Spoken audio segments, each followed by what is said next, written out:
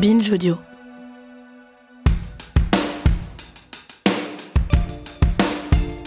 Dans un tiroir de mon bureau, j'ai 3 disques durs de tailles diverses, où sont stockés à peu près les 20 dernières années de ma vie.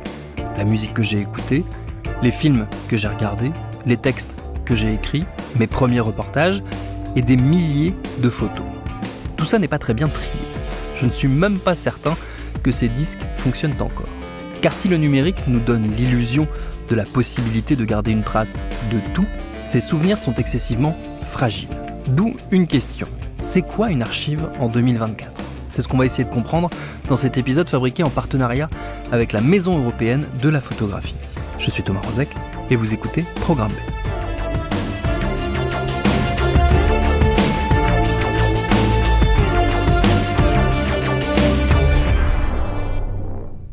Et le point de départ de notre réflexion, il se fait justement à la Maison européenne de la photographie, la MEP, où on retrouve Aden Vincendo et Simon Baker qui ont assuré ensemble le commissariat de l'exposition Les Belles Images, une exposition signée par l'artiste Thomas Mailander qui se tient jusqu'au 29 septembre 2024 et dans laquelle la question de l'archivage, de la préservation et de son sens est récurrente. Donc là, on est devant Crash Archive, qui est une série que Thomas a réalisée spécialement pour l'exposition. Donc c'est une série qui est composée de milliers de photographies d'accidents de voiture. C'est un fonds photographique que Thomas a acheté à un particulier, qui lui-même l'a acheté en fait à un expert en assurance, qui des années 60 aux années 90 en fait parcourait les routes françaises pour justement faire le constat des accidents de voiture et les prendre en photo pour ensuite les envoyer. Donc au dos de chaque photographie, vous avez les tampons des assurances et vous avez souvent des détails sur les crashs. Ce qui est intéressant avec cette série, c'est qu'elle est elle joue beaucoup sur les codes de l'excès. Donc vous avez 8 énormes panneaux qui eux-mêmes sont composés de centaines de photographies d'accidents de voiture, et ça nous rappelle vraiment cette idée d'excès. Aujourd'hui, en ligne, on a des milliers et des milliers de documents qui diffusent, et en fait, cet excès réduit complètement la charge émotionnelle. Donc en fait, on a à la fois ce sentiment d'ambiguïté de vouloir absolument regarder l'image et en même temps fascination, répulsion, ne vouloir pas la regarder, mais indirectement, le fait d'en avoir autant devant nous, ça réduit complètement cette charge d'horreur, en fait. Et je pense que ça, c'est quelque chose qui est très intéressant, c'est qu'aujourd'hui, que ce soit en ligne, sur les réseaux sociaux, les images qui sont pas vraiment filtrées, on se retrouve avec souvent des images et une iconographie qui peut être extrêmement violente par moment. Et en fait, on en voit tellement quotidiennement, tellement de manière excessive que, en fait, effectivement, notre charge émotionnelle, parfois, peut être complètement abaissée, et au final on peut ne plus rien ressentir face à ça. Et là, véritablement, quand on se retrouve face à des accidents de voiture, on ressent plus rien. Et ce qui est intéressant aussi d'un point de vue des pratiques de collecte, c'est que quand Thomas a acheté ce fonds, le particulier qui lui-même avait acheté ce fonds à cette personne en assurance a lui-même procédé en fait à un tri des archives en enlevant toutes les personnes qui se trouvaient sur les images. Il y avait des photos de corps.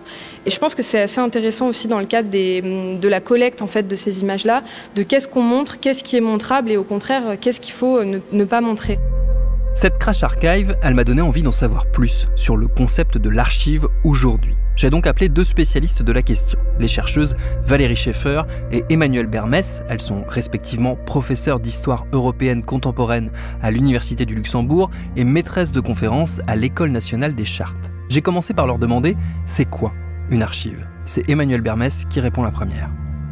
En principe, l'archive, c'est la trace d'une activité. Dans la loi française, en fait, tout document, dès lors qu'il est produit, a vocation à jouer ce rôle d'archive, à être une trace d'une activité qui peut être une activité professionnelle ou une activité personnelle, enfin une activité quelle qu'elle soit, en fait. Donc c'est une définition qui est extrêmement large, qui traverse les supports, qui englobe tout. Et depuis les années 70, le numérique, en fait, démultiplie la capacité de toute chose à se transformer en archive. C'est-à-dire que avec le numérique aujourd'hui, c'est plus simple que ça ne l'a jamais été de tout conserver, et c'est probablement plus compliqué de trier ou de retrouver des choses. Donc on est face à une archive un peu exponentielle dans le monde du numérique. Il y a toujours eu une démarche en fait de sélection, d'échantillonnage dans le monde des archives. Qui se base sur des critères divers et professionnels. Mais Si on considère plus largement la notion d'archive, en fait, on voit aussi émerger aujourd'hui des archives qui sont pas dans les mains des archivistes, en fait, qui sont des archives privées. Et on a aussi cette espèce d'obsession de vouloir tout archiver, de vouloir tout conserver. Et même si dans la profession des archivistes, il y a cette préoccupation du tri, du fil, de l'organisation, etc. Aujourd'hui, l'outillage fait qu'il y a quand même une tentation de conserver des grandes masses et de se dire que on se débrouillera après pour retrouver dedans des choses qui peuvent être intéressantes. On dit qu'on archive alors qu'en fait, très souvent, on stocke. C'est-à-dire qu'il n'y a pas forcément la sélection, il n'y a pas forcément ce qui est le travail des archivistes, cette curation et puis tout ce travail aussi pour préserver à long terme, pour indexer, pour cataloguer, pour rendre disponible au public, mais ces espaces de stockage exponentiels qui font qu'effectivement dans les smartphones, dans nos Dropbox, etc., on a des masses de traces numériques, voilà, qui sont pas forcément des archives au sens propre du terme. Elles sont là, il y a plein de documents et de choses qui traînent, qui ressurgissent. Et les grands empires de la communication, Google, Facebook, etc., conservent aussi des milliards de traces numériques de nos activités. Alors, ce ne sont pas des archivistes, ils n'ont pas vocation à faire archive. Par contre, à utiliser, exploiter ces traces numériques et à les préserver à des fins commerciales ou il y a évidemment donc des stocks entiers de traces, voilà, des internautes aussi conservés par d'autres acteurs que les archivistes de profession. Et parmi ces conservateurs alternatifs, il y a donc, vous m'avez vu venir, les artistes comme Thomas Mailander. Au tout début d'Internet, on va dire en 98-2000, quelque chose comme ça, j'étais étudiant. On a Internet qui a commencé à être présent dans nos vies. Et moi, j'ai développé une passion pour la collection d'images provenant de ce médium. Et pour le coup, il me paraissait important, et je pense que ça l'est, parce que de conserver ces images, mais de les conserver, de les sortir justement du digital pour les rendre soit vraiment concrets, leur donner une matérialité dans la vie de tous les jours, quoi, en les transposant sous forme d'œuvres, soit en les sauvegardant, soit sur des disques durs, soit sur des CD-ROM. Enfin, je veux dire, il me paraissait important de les extraire pour les sauver. Et je pense que j'ai eu raison, parce qu'il y a beaucoup d'images que j'ai maintenant sauvées et qui sont que j'arrive plus à retrouver quand je les cherche. Moi, j'aime beaucoup quand les images, elles sont à la fois drôles, parce que c'est une porte d'entrée pour le grand public et pour tout le monde, et à la fois politique. Elles ont toute cette espèce de vernis humoristique, et quand tu creuses derrière, c'est soit une image hyper pathos de comment on arrive à vivre tous ensemble, ou voilà, il y a plein d'explications sur nos sociétés. Et j'aime bien aussi l'idée de se dire que si cette grosse archive d'images me survit ou est retrouvée un jour par des gens, c'est par des chercheurs ou des archéologues, qu'est-ce qu'ils pourraient imaginer se dire de la société dans laquelle on vit, quoi. Ça serait une espèce de à la fois what the fuck et c'est une espèce de surconsommation d'images. Pour qu'on puisse parler de patrimoine, il faut qu'il y ait une émotion qui soit provoquée. Emmanuel Bermès. Et cette émotion, ça peut être dans certains cas de la nostalgie ou une émotion esthétique, trouver que quelque chose est beau. Mais parfois, c'est aussi des émotions qui sont liées à l'intime, au fait d'avoir une relation nous-mêmes ou quelque chose qui évoque une relation avec la culture qui est incarnée dans ces objets. Ça peut être aussi de la colère, du doute, de l'indignation, ça peut être toutes sortes de choses. Et effectivement, quand on se penche sur des contenus comme ça, qui sont des contenus qui sont très proches de l'humain, qui sont très proches de la vie intime des gens, et c'est là qu'on voit émerger quelque chose qui peut montrer que ça doit être une culture numérique qui est basée sur des zéros, des 1, des machines, et des choses qui sont souvent perçues comme assez froides, les écrans, etc. Elle fait quand même partie de notre culture et elle suscite aussi des émotions. J'insisterai aussi sur l'humour qu'on retrouve aussi dans le travail de Thomas Mailander. Valérie Schaeffer. Cette façon de traverser aussi des crises, qu'elles soient sanitaires, qu'elles soient politiques aussi, avec une forme de résilience, et l'humour Vous me direz aussi la haine sur les réseaux sociaux, les fausses informations, mais on voit souvent ce côté extrêmement dur et préoccupant des réseaux. Et à côté de ça, il y a plein de choses extraordinaires, touchantes qui aussi fleurissent sur les réseaux. Donc il y a cette dimension humaine.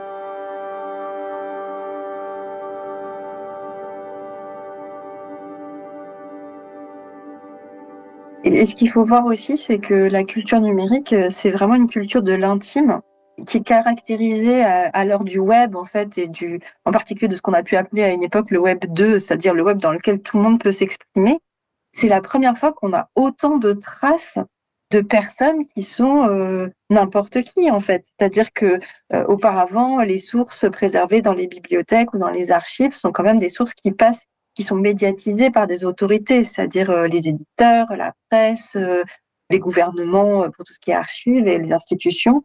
Là, on est en direct, en fait. On est en direct avec les personnes qui ont écrit, posté, pris en photo toutes les traces qui sont conservées sur ce web-là. Et c'est cette époque du web à laquelle on s'intéresse avec Valérie, ce web des années 90, 2000, même jusqu'au début des années 2010. C'est encore un web qui est beaucoup plus libre que celui qu'on a aujourd'hui, où il y a beaucoup plus d'applications, de choses commerciales, de frontières, de contraintes diverses et variées. Et cette liberté d'expression, en particulier à cette époque-là du web, elle est vraiment fascinante. Et c'est là que ça aussi, ça met beaucoup d'humain dans les documents sur lesquels on travaille. C'est quoi un archive aujourd'hui? Simon Baker. Je pense nous sommes revenus vers le 19e siècle. On est plutôt dans les cabinets de curiosité. Les archives sont assez incomplete. Ils sont pas complètes. Ils sont très éclectiques, très spécifiques. Et ça nous donne une sorte de plaisir. C'est quoi les choses qu'on a gardées, les choses qu'on ne garde pas? Et c'est cette question, je pense que Thomas Mailander, mais aussi les autres artistes qui travaillent sur les archives, se posent les mêmes questions. C'est pourquoi j'ai gardé ça. Pourquoi ça c'est dans le Fun Archive ou le Fun Archaeology ou pas.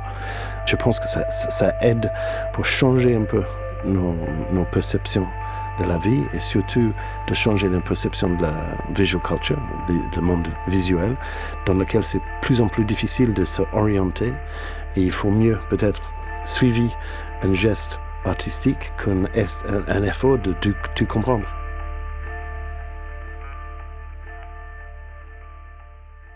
Se pose aussi la question de la transformation de ces images, de leur transposition d'un support à l'autre, d'un disque dur à un CD gravé, d'une clé USB à un serveur dans le cloud et parfois d'un fichier numérique à un objet concret, une photo imprimée. On est devant deux séries de Thomas Mailander, donc Handicraft et Lava. Aden Vincendo. Qui sont deux séries réalisées sur céramique et sur plaque de lave. En fait, Thomas s'est rendu compte, comme beaucoup de photographes, que le problème avec la photographie, c'est la matérialité de l'image. La photographie, c'est un support qui est très fragile et effectivement, qui par principe, est amené à disparaître, en fait. Et il s'est rendu compte qu'une industrie, justement, qui s'est basée sur cette question de durabilité et qui s'est posé ces questions-là, c'est l'industrie du funéraire. Et qu'effectivement, quand on va dans les cimetières, on se rend compte qu'il y a beaucoup d'images de photographies émaillées qu'on trouve sur les tombes, qui justement sont extrêmement durables. Et il a repris justement ces codes de durabilité, donc de matérialité de l'image, avec des images qui, au contraire, n'ont aucune matérialité, qui sont des images qu'il a réunies dans une grande archive qui s'appelle The Fun Archive, qui sont en fait des milliers et des milliers de documents qu'il a enregistrés sur des disques durs au fur et à mesure des années, qui sont des images qui, par principe, sont immatérielles. Et je pense que ce qui est intéressant, c'est que depuis quelques années, on est en train de se rendre compte que toutes ces photographies qui ont été virales il y a 10 ans, aujourd'hui, on n'est plus forcément en mesure de les lire et qu'il y a vraiment une impermanence de la photographie. Donc lui, tout son but, c'est de reprendre ces images-là et de leur donner une nouvelle matérialité et de leur donner en fait une nouvelle vie d'image en les fixant sur des supports qui sont par principe extrêmement durables, donc des plaques de lave qu'il a trouvées à Volvic ou des céramiques. Ces images sorties du web, elles n'ont pas vraiment de matérialité à part sur nos écrans et malgré tout, elles sont fragiles. Thomas Mailander. Même si on pense qu'elles sont sur soit nos disques durs, soit sur des espèces de serveurs énormes, je ne sais où dans le monde. Mais la vérité, on le sait très bien, c'est qu'elles peuvent disparaître. Il y a des sites internet qui crashent, il y a des disques durs qui crashent. Et moi, j'aime bien les sortir de là et leur donner une espèce de matérialité éternelle à travers ces techniques notamment ou d'autres, ou des installations, des sculptures. Voilà, et leur donner une espèce de longévité comme ça. Donc on a une plaque de lave avec des tombes, avec des inscriptions souvent absurdes dessus. Donc ce sont des noms de personnes, mais du coup des noms de personnes assez drôles, donc fail par exemple, donc échec. On a également des grosses pièces en céramique avec un bébé qui prend la pose avec un squelette, mais en fait qui est complètement, qui a super peur, donc qui pleure et qui est en panique totale. On a une plaque de lave avec une sorte de le symbole de la mort qui fait du surf, des choses un peu absurdes, des petites pièces qu'il a piochées par-ci par-là, des CD-ROM pareil. Je pense que la place du CD elle est assez intéressante parce que ça ce sont des fichiers qu'on pourra plus forcément lire d'ici quelques années, des sacs plastiques. Et ça c'est intéressant aussi, c'est que Thomas lui il valorise des choses au même titre qu'une œuvre d'art. Et pour lui il y a vraiment l'idée de désacraliser la photographie, désacraliser aussi l'image un peu sur son piédestal et valoriser au contraire des choses qui n'ont pas été valorisées pendant des années. Et là qui valorise au sein d'un musée. Si vous allez faire un tour à l'expo Les Belles Images, n'hésitez pas à utiliser l'application Bloomberg Connect. C'est l'application d'art et de culture complètement gratuite, avec un parcours de visite sur mesure avant, pendant et après, et des contenus additionnels au cartel des expositions. On peut choisir la langue parmi 40 possibilités, et ça s'adapte automatiquement à celle configurée dans votre téléphone. La MEP a rejoint l'application aux côtés de plus de 500 autres institutions artistiques et culturelles à travers le monde, dont une trentaine à Paris, ce qui fait qu'on peut s'en servir pour visiter les belles images et se repérer parmi les objets parfois très étonnants qu'on peut y trouver. Car une des caractéristiques du travail de Thomas Mailander, c'est qu'il a développé une passion pour la collection, l'amassage de collection, une passion complètement liée à sa boulimie de stockage d'images numériques. Il y a toujours évidemment des choses incroyables qui se passent sur Internet en général et j'en suis un gros consommateur. Mais d'une certaine manière aussi, je suis assez déçu de plein d'autres choses et c'est pour ça que depuis peut-être 5-10 ans, je me concentre plus sur des recherches qui soient plus concrètes, des objets, des documents que j'arrive encore à trouver. Et d'un autre côté, je privilégie aussi cette manière de chercher, cette manière de collectionner, parce que j'ai fait le constat que il y a de moins en moins de choses, de documents concrets et réels. On en trouve de moins en moins dans les marchés aux puces et sur Internet aussi. C'est de plus en plus collectionné malgré tout, et dans nos marchés aux puces, aussi du fait de la montée du numérique, on a de moins en moins d'images imprimées. On a de moins en moins d'albums photos. Donc il y a cette raréfaction du document analogique, on va dire, qui moi me paraît aussi me force à être une espèce d'urgence comme ça de collectionner du physique. Donc tout ça est lié. Depuis évidemment l'avènement du Bon Coin, par exemple, ou de n'importe quel moteur de recherche, eBay, tout ça, où il y a des mots-clés, en fait. Et ça permet des recherches qui sont beaucoup plus efficaces, on l'imagine bien. Des accidents aussi, qui sont dans la vie réelle. Quand on va trouver un document, c'est le hasard d'une rencontre. Dans la vie digitale, c'est souvent le hasard d'un mot-clé, quoi. Et ça permet aussi des accidents, ça permet vraiment des hasards. Moi, quand je suis devant un moteur de recherche, je tape des choses dans des rubriques collection, par exemple, des choses farfelues, incongrues, inattendues, et je vois ce qui sort. Et parfois ça marche pas, et parfois ça marche. C'est comme aller, moi souvent je compare ça comme aller aux champignons, parce que je suis fan de cueillette.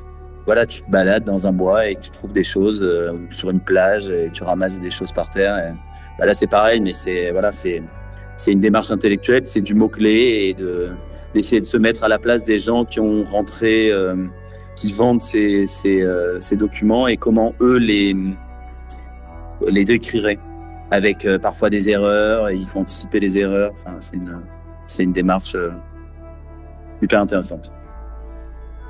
Un objet devient patrimoine quand on le découvre. Emmanuel Bermès. Et en fait, on le découvre pas forcément au sens, c'est pas un trésor, on creuse dans la terre et tout à coup on le découvre. Ça peut être une redécouverte ou la découverte d'une manière différente. Et en fait, le travail que font des institutions comme la BNF et l'INAG, ou même les Archives nationales, c'est du travail de création de gisements, en fait. Donc, il y a des contenus tous azimuts, on va dire, qui sont amassés. Et en fait, tout ça, ça a créé des gisements dans lesquels on a ensuite des historiens, des historiennes ou d'autres personnes, des chercheurs ou des passionnés qui vont aller fouiller pour faire cette fameuse trouvaille. Et là, il y a une rencontre, il y a une trouvaille qui se produit. Et on se dit, tiens, ces documents-là, en fait, finalement, on pourrait leur faire dire autre chose que ce pourquoi ils ont été conçus au départ. Et ça, c'est vraiment le processus de patrimonialisation. C'est-à-dire que, à un moment donné, un objet qui avait une vocation quelconque dans un processus du quotidien prend un autre intérêt, une autre coloration parce qu'il nous parle de notre histoire, il nous parle de notre culture. Il prend une signification différente et à ce moment-là, on va l'exposer, on va le faire rentrer dans un processus de monstration, de muséographie pour lui donner un nouveau statut, le mettre en valeur et c'est là qu'il devient véritablement objet de patrimoine parce qu'il y a une communauté qui se reconnaît dans cette culture. En fait, cette exposition, on a fait un partenariat avec Le Bon Coin. Simon Baker. Parce que Thomas, différemment beaucoup des artistes, il achète beaucoup des choses préexistantes. Et c'était intéressant pour nous, mais aussi pour Thomas, que cette idée que l'artiste il passe son temps à regarder Le Bon Coin pour les trouvailles intéressantes. Et on est très fiers de cette partenariat. Ça nous a amené à nous permettre de faire les choses assez différemment. C'est comme on utilise beaucoup tout le monde Le Bon Coin ou les sites équivalents. Ça montre qu'en fait que les artistes, ils sont souvent ou toujours comme nous. Et ils ont les mêmes process, les mêmes réflexes que nous. Et ça a permis d'avoir un bateau devant la mer. Oui, on a un bateau, on a une cabane en métal, on a les fauteuils second-hand. En fait, ça nous aide aussi sur notre politique d'éco-responsabilité et économie circulaire parce que aujourd'hui, pour les musées, les enjeux environnementaux sont assez importants. Et si on peut, en fait, réutiliser quelque chose qui est préexistant, qui existe déjà, et après donner à quelqu'un ou réutiliser différemment, c'est-à-dire que c'est moins de production et c'est mieux pour l'environnement. Outre ce que l'on montre dans les musées, il y a aussi ce continent invisible, ce que l'on conserve en vue d'en faire un jour une expo, un objet d'étude ou de recherche. Une tâche qui peut sembler infinie vu la masse incalculable que ça représente, ce qui en soi est d'ailleurs un sujet. La masse devient objet de recherche en elle-même. Valérie Schaeffer. On vient de finir un projet à l'Université du Luxembourg sur l'histoire de la viralité en ligne, où on s'intéressait à ces phénomènes mémétiques qui circulent à grosse masse. Et par exemple, on a essayé de retrouver les occurrences du Harlem Shake. Alors vous vous souvenez peut-être, c'était en 2013, cette danse un peu frénétique sur la musique de DJ Bauer en 2 temps, où les gens... Ce qui nous intéresse, c'est pas de savoir finalement qui étaient les participants à toutes ces vidéos sur YouTube ou à tous ces échanges, ces liens sur Twitter, etc. C'est effectivement de donner du sens à cette masse documentaire qu'on a récupéré à travers les archives du web, à travers les réseaux sociaux, etc. pour voir comment ça circule, comment les tendances et les circulations entre différents espaces numériques. On a pu, à travers cette analyse, où finalement c'est pas tant le Harlem Shake en soi qui nous intéressait, ce qui nous intéressait aussi, c'était justement cette répétition, cette masse, et où on a essayé d'identifier d'où venait la tendance. Est-ce qu'elle était lancée par les médias, entre guillemets, mainstream, avait l'écho dans le grand public? Est-ce que il y avait une répétition de personnes qui sont devenues des spécialistes du Harlem Shake, ou est-ce qu'au contraire, c'est juste une masse de performances individuelles? Et c'est vers ça qu'on a pu tendre à travers l'analyse aussi des producteurs, des espaces de performance du Harlem Shake. Donc voilà, essayer de comprendre aussi ce qui fait masse et pourquoi ça fait masse à un moment dans ces phénomènes, c'est extrêmement intéressant.